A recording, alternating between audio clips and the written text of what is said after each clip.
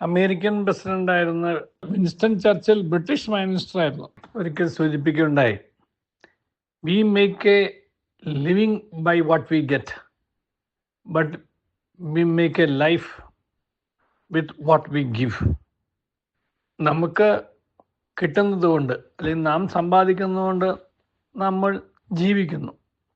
പക്ഷെ നമ്മൾ നൽകുന്നത് വഴിയായിട്ട് നമ്മളൊരു ജീവിതമാണ് ഉറപ്പാക്കുന്നത് എന്ന്. വി മേക്ക് എ ലൈഫ്, മറ്റൊരാളുടെ ജീവിതം. ഒരർത്ഥത്തിൽ മറ്റുള്ളവരുടെ ജീവന് വേണ്ടി അല്ലെങ്കിൽ ജീവിതത്തിന് വേണ്ടി കരുതാൻ വേണ്ടി ദൈവം നമ്മുടെ കയ്യിൽ നിക്ഷേപിക്കുന്നതാണ് നമ്മുടെ സമ്പത്ത്, നമ്മുടെ സൗകര്യങ്ങൾ, നമ്മുടെ അവസരങ്ങൾ എന്ന് നമുക്ക് തിരിച്ചറിയാൻ കൂടിക്കഴിയുമ്പോഴാണ് നമുക്കൊരു സംതൃപ്ത ജീവിതം നയിക്കാൻ സാധിക്കുക. അതല്ലാതെയുള്ള ജീവിതം സ്വാർത്ഥതയുടെ ജീവിതമാണ്. ഞാനുണ്ടാക്കി, എനിക്ക് ഇഷ്ടം പോലെ ഞാൻ ചിലവഴിക്കും, ഞാൻ സുഖിച്ച് ജീവിക്കും, അതിന് ആരോടും കണക്ക് ബോധിപ്പിക്കേണ്ടതില്ല, ആരുടെയും മുമ്പിൽ ന്യായീകരിക്കേണ്ട ആവശ്യമില്ല എന്നൊക്കെയുള്ള ചിന്തകൾ വരുന്നത് ഈ സ്വാർത്ഥത വരുമ്പോഴാണ്. നേരെ മറിച്ച് ഇത് എൻ്റേത് മാത്രമല്ല എന്നുള്ള ഒരു ചിന്ത വരുമ്പോൾ നമുക്ക് എപ്പോഴും ഒരു മിതത്വം ജീവിതത്തിൽ പുലർത്താൻ കഴിയും. ഈ മിതത്വം പുലർത്താൻ കഴിയുന്നത് മാന്യതയാണ് എന്നുള്ള ഒരു തിരിച്ചറിവാണ് നമുക്കുണ്ടാവേണ്ടത്. പലപ്പോഴും നമ്മൾ ധൂർത്തിനെയാണ് ഒരു അന്തസ്സിൻ്റെ അടയാളമായി കാണുന്നത്.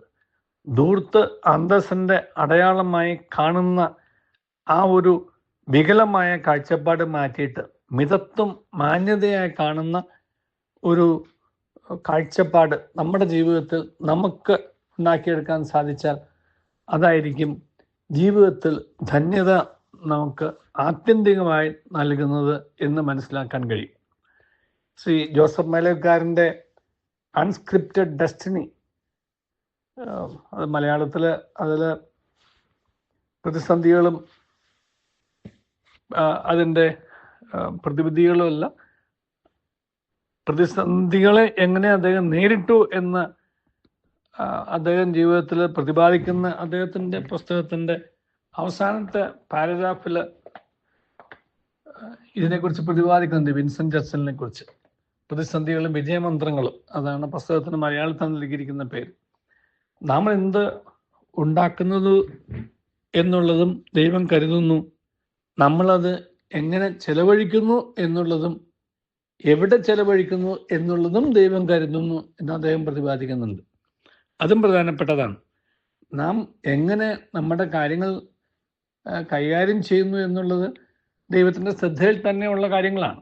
കാരണം ദൈവം തന്ന് ഏൽപ്പിച്ചുകൊണ്ട് നാം എങ്ങനെ എന്ത് ചെയ്യുന്നു എന്നും എങ്ങനെ ചെയ്യുന്നു എന്നുള്ളത്, എവിടെ ചെയ്യുന്നു എന്നുള്ളത്, അതെല്ലാം പ്രധാനപ്പെട്ടതാണ്.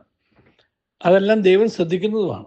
അതുകൊണ്ട് ദൈവത്തിൻ്റെ ശ്രദ്ധ പതിക്കുന്ന ഒന്നാണ് നമ്മുടെ ജീവിതമെന്നും ആ ദൈവത്തിൻ്റെ ശ്രദ്ധ പതിക്കുന്ന നമ്മുടെ ജീവിതം ദൈവത്തിന് മാന്യമായ ഒരു മഹത്വം നൽകുന്ന രീതിയിലായിരിക്കണം എന്നും ഉള്ള ചിന്ത നമുക്ക് വരുമ്പോൾ നമുക്ക് മനസ്സിലാവും, ഇത് എൻ്റേത് മാത്രമല്ല, ഇത് അപരന് വേണ്ടി കരുതാൻ വേണ്ടി കൂടിയുള്ളതാണ് എന്നുള്ളത്.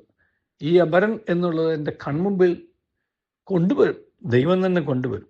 എൻ്റെ കൺമുമ്പിൽ പ്രത്യക്ഷപ്പെടുന്ന അപരനെ ദൈവത്തിൻ്റെ രൂപത്തിൽ തിരിച്ചറിയാൻ തക്കവണ്ണം എൻ്റെ മൂന്നാം കണ്ണ് തുറക്കാൻ കഴിയുമ്പോഴാണ് നമ്മൾ നല്ല മനുഷ്യനായിട്ട് മാറുന്നത്. അങ്ങനെയുള്ള നല്ല മനുഷ്യരായിട്ട് മാറാൻ നമുക്ക് പരിശ്രമിക്കാം. ദൈവം നമ്മെ അനുഗ്രഹിക്കട്ടെ. നല്ലൊരു ദിവസം എല്ലാവർക്കും നേരുന്നു. റേഡിയോ മല്ലു, മലയാളിയുടെ പാട്ടുപെട്ടി.